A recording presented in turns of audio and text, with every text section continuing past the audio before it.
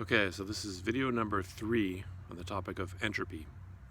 And in this video, I want to focus in on Boltzmann's concept of entropy and how Boltzmann has eventually influenced physicists to believe that information is physical and that the universe is made of information, and that information is somehow fundamental.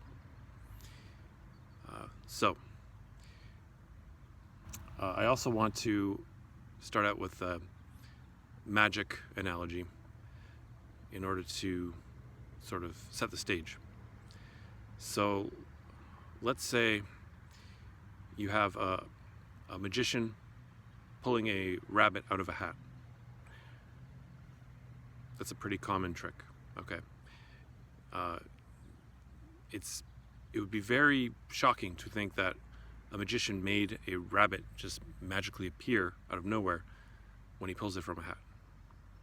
So you probably would think, yeah, he must have somehow put that rabbit in there at some point. And what I'm going to do with this video, hopefully, is show you exactly when and where the magician puts the rabbit into the hat, so there's no surprises. Because that's what Boltzmann actually did with the concept of information. He buried it in the mathematics so that later on, 100 years later, it would come out of the mathematics, and then everyone would be shocked. So, what did Boltzmann do? He redefined how we think about particles, gases, molecules and gases. Basically, molecules was a pretty new idea in his time, and he really helped us to understand how pressure and temperature and volume are related. And he came up with this whole system called statistical mechanics.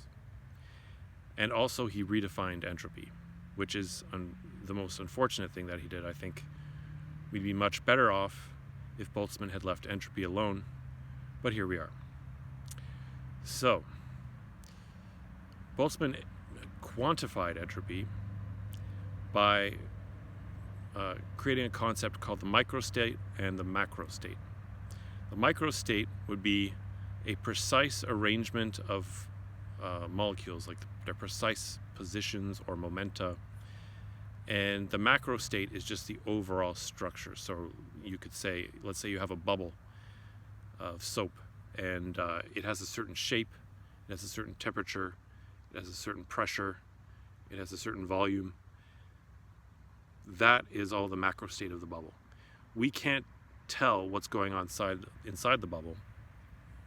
There's a bunch of tiny little molecules of air whizzing around in there. Trillions and trillions and trillions of them. We can't see them, we can't keep track of them. All we can see is the macrostate. So the microstate is all the hidden information beneath the macrostate. And Boltzmann said that the number of microstates per macrostate is how you quantify the entropy. Try imagining a Rubik's Cube, okay? There's only one state where it's solved, where all the colors match. But there are trillions of possible ways to, well, maybe not trillions, but a lot of ways to make the Rubik's Cube all mixed up. And so if the Rubik's Cube is sufficiently mixed up, there's so many different ways that the colors could be arranged, and those are all considered to be different microstates, but part of the same macrostate. Right? So the solved Rubik's Cube is only one microstate per macrostate, but the mixed up Rubik's Cube has lots and lots of microstates per macrostate, so it is more entropy.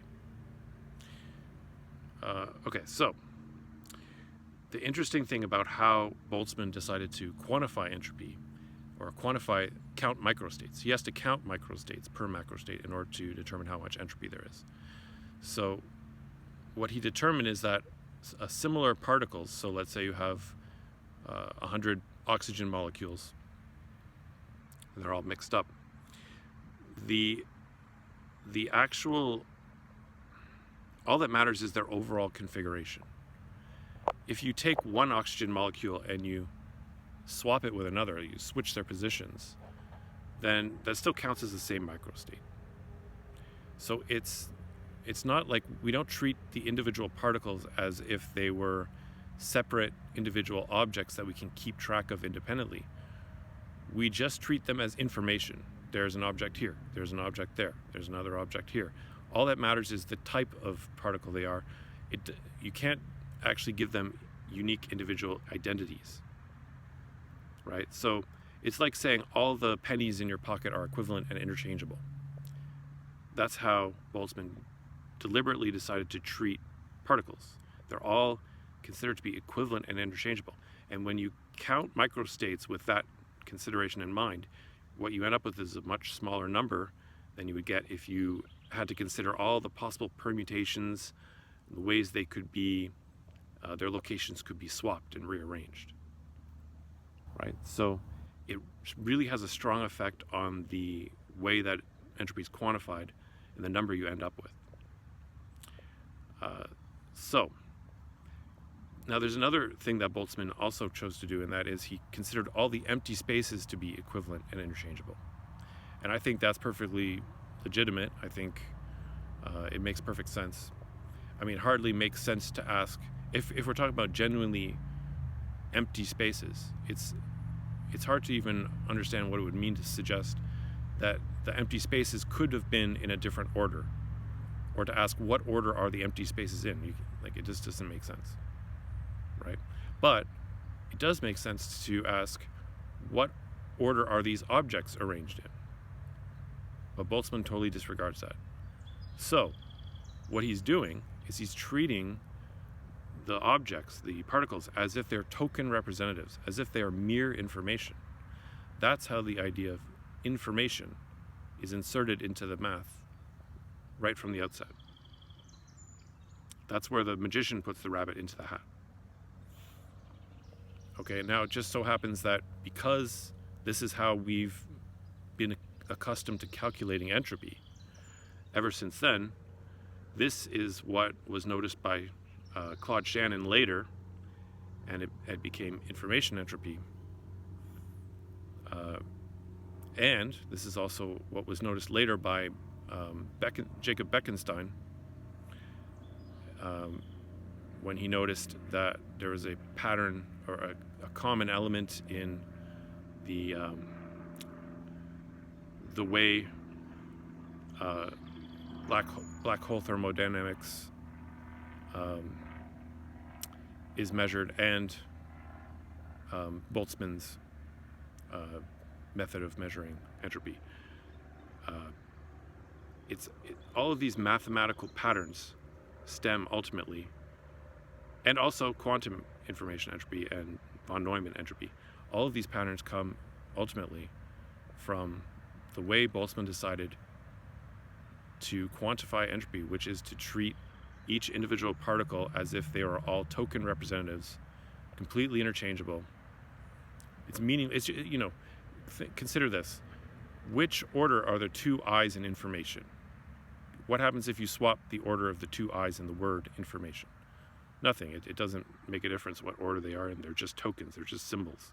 They're just information, right? They're just bits. That's exactly how Boltzmann was treating particles. So now we come, after the 1960s into the 2000s, we're treating particles as information, and we're coming up with ideas like the whole universe might be a holographic projection. And this is all because of how Boltzmann decided to quantify entropy.